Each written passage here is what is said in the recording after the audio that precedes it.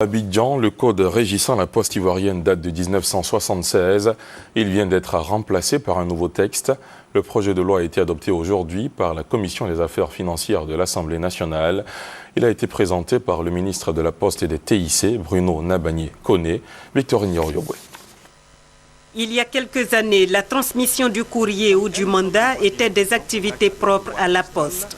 Aujourd'hui, il suffit de se rendre à une gare routière et quelques heures après, le destinataire est en possession de son colis. Mais selon le Code des postes de 1976, qui régit le secteur de la poste en Côte d'Ivoire, ces entreprises de transport font une concurrence déloyale à la poste qui détient le monopole.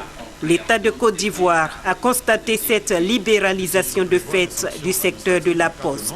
Il a donc décidé de proposer un nouveau code des postes adapté au contexte. Cette loi, c'est quoi? Cette loi consacre la libéralisation du secteur complètement, donc permet à tous les acteurs de venir à la condition d'avoir une licence, d'avoir une autorisation ou d'exercer une activité dite libre. Le second élément, c'est faire en sorte qu'il y ait des lois, des textes, qu'il y ait un cahier des charges mis à la charge de tous les acteurs dans le secteur, donc que chacun des acteurs sache exactement ce qu'il doit faire, ce qu'il ne doit pas faire. Et tout cela au bénéfice des utilisateurs.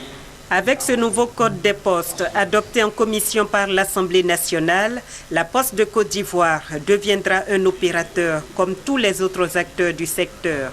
Et le ministre de la Poste, des technologies de l'information et de la communication pense qu'au lieu de constituer un danger, la fin du monopole de la Poste de Côte d'Ivoire va lui permettre de se faire une nouvelle santé.